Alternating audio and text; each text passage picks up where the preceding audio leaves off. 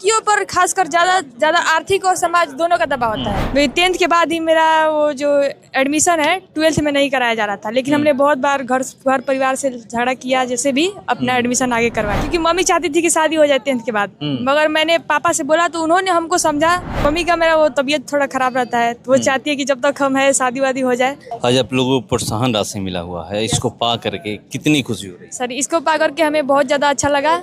इससे हम अपने जो भी हम आगे पढ़ना चाहेंगे या ट्यूशन करना चाहेंगे, इसके रूप से हम कर सकते हैं। इनके लिए हम अजय भैया को बहुत बहुत बहुत धन्यवाद देना चाहेंगे। इन्होंने खासकर लड़कियों के लिए बहुत बड़ा प्रेरणा दिया है, क्योंकि लड़कियों के ऊपर बहुत ज़्यादा दबाव रहता है कि यहाँ नहीं जाना है, पढ़ना नहीं है, या आर्थिक स्थिति से हो या जैसे भी हो, लड़कियों के ऊपर ज़्यादा दबाव होता है लड़कों की अपेक्षा।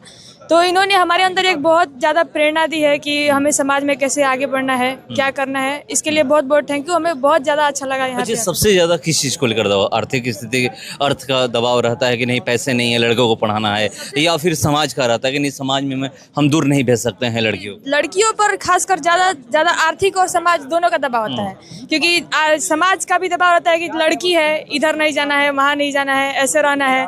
और आर्थिक रूप से भी होता है कि अगर हम पैसे रखेंगे तो अपने लड़के को आगे बढ़ाएंगे, तू तो लड़की है, जाएगी कहीं भी गुजारा हो जाएगा। दोनों रूप से लड़कियों को ज्यादा दबाया जाता है, और खासकर हमको तो ज्यादा लगता है कि सामाजिक रूप से सामाजिक रूप से समाज में ये ताना बाना दिया जाता है कि नहीं लड़की हो कहाँ जाओगी पढ़ने, दूर जाओगी। बहुत ज्यादा है समाज में, अभी भी है। मतलब अब तो कुछ कम हो गया है, लेकिन अभी भी है ऐसा। अब पे कभी दबाव हुआ?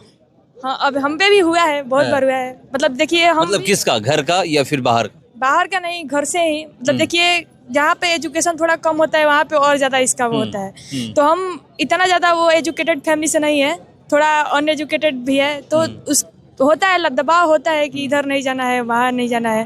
भाई 10th के बाद ही मेरा वो जो एडमिशन है 12th में नहीं कराया जा रहा था, लेकिन हमने बहुत बार घर परिवार से झगड़ा किया, जैसे भी अपना एडमिशन आगे करवाया। तो हमारे अंदर ऐसा हिम्मत हो तो हम ऐसा कर सकते हैं, लेकिन जिन लड़कियों के पास ये सब नहीं है, उनके पास इनका इतना हिम्मत नहीं है कि वो परिवार से लड़ पाएँ या इसके बारे में बात कर पाए, तो उनका तो लाइफ बर्बाद हो जाता है। किसका सपोर्ट ज़्यादा रहा आगे पढ़ने में? आगे पढ़ने में मेरे पापा का सपोर्ट ज़्यादा रहा, क्योंकि मम्मी चाहती थी कि शादी हो जाए 10th के बाद। मगर मैंने पापा से बोला तो उन्होंने हमको समझा, उन्होंने एडमिशन कराया। तो अपनी जब आप कह रही हैं कि मम्मी चाहती थी कि 10th के बाद शादी हो जाए, तो आप पूछी नहीं कि क्यों मुझे पढ़ना है, आप नहीं आगे दे रही हैं? क्योंकि मम्मी का मेरा वो तबीयत थोड़ा खराब रहता है, तो वो चाहती है कि जब तक हम है शादी वादी हो जाए, कि क्या पता आगे कैसे करेंगे लोग, बस इसी सब वजह से। आगे क्या करना है?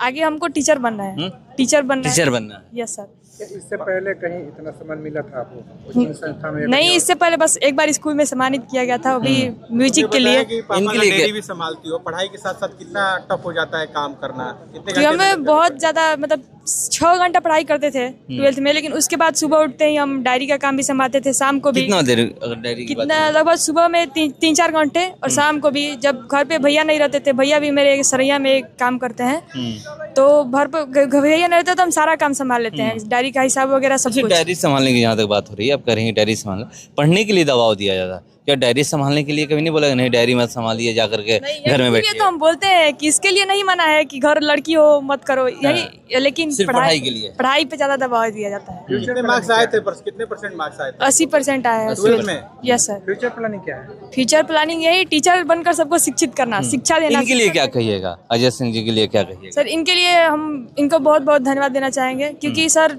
देखिए, ऐसा पुरस्कार कोई नहीं देता है बच्चों को। ऐसे तो सब लोग मतलब एक पेन देते हैं चाहे कुछ भी, लेकिन इन्होंने आर्थिक रूप से भी सहायता किया है बच्चों को, तो इनके लिए हम बहुत बहुत धन्यवाद देंगे। बहुत अच्छा कार्ड भी मिला है, गारंटी कार्ड। क्या क्या मिला है आप लोगों को? दिखाइए। ये एक डायरी दी है जिसमें इन्होंने हिंदी के बारे में बताया है कि इसमें हिंदी में, मतलब कि हिंदी का लेवल बहुत ज़्यादा कम कर दिया गया है सब बच्चे, तो इससे हम लोग हिंदी के बारे में ज़्यादा कुछ जान सकेंगे। और एक पेन है, और ये हमारे लिए कुछ राशि है। इसमें राशि है, दिखाइएगा। देखिए राशि इसमें है, इसे हम लोग देख लेते हैं कि राशि है, ये दिखा रही हैं। और ये मतलब जिस दबाव में पढ़ी हैं, 12th की हैं, आगे करेंगे टीचर बनना है, और इसी साल एग्ज़ाम दी थी, रिजल्ट आया है। देखिए ये देख सकते हैं, हम लोग दिखाइए। और यहाँ पर ये मंच पे भी बहुत अच्छा बोल रही थी। ये देख सकते हैं कि देखिए राशि जो हम लोग दिखा रहे हैं कि हर इसी तरह लिफाफा जो सबको मिला हुआ है, और 2100 रुपये का ये प्रोत्साहन राशि दिया गया है, प्रोत्साहित किया गया है कि नहीं। चलिए इससे मतलब अब इससे आपको क्या करना है इस पैसे से? इससे हम अभी देख रहे हैं अपना एडमिशन कराएंगे इसी से एडमिशन बीए में, क्योंकि हाँ ये हमारे लिए किया है, पढ़ाई के लिए ही किया है, तो हम इसको पढ़ाई में ही लगाएंगे। इसको अपने मनोरंजन या कुछ उसके लिए यूज नहीं करना है। मनोरंजन के लिए यूज नहीं करना। नहीं। मोबाइल वोबाइल चलाती हैं? फोन है, चलाते हैं। सोशल से ही अपना पढ़ाई किए थे हम। मोबाइल से ही? और- ट्यूशन कहीं नहीं पढ़ी थी? नहीं, ऑनलाइन नहीं पढ़ी थी? बैच भी नहीं खरीदे थे, यूट्यूब से पढ़ाई किए थे। क्या सब्जेक्ट क्या क्या था? आर्ट्स था मेरा, आर्ट्स था। हिस्ट्री, ज्योग्राफी और पॉलिटिकल साइंस। आगे क्या लेकर के पढ़ना है? सर आगे हम सोच रहे हैं हिंदी का। हिंदी ऑनर्स पेपर हिंदी रहेगा? Yes sir. क्या नाम होगा आपका? मुस्कान कुमारी, कहाँ घर है? ज्ञानपुर से मरिया।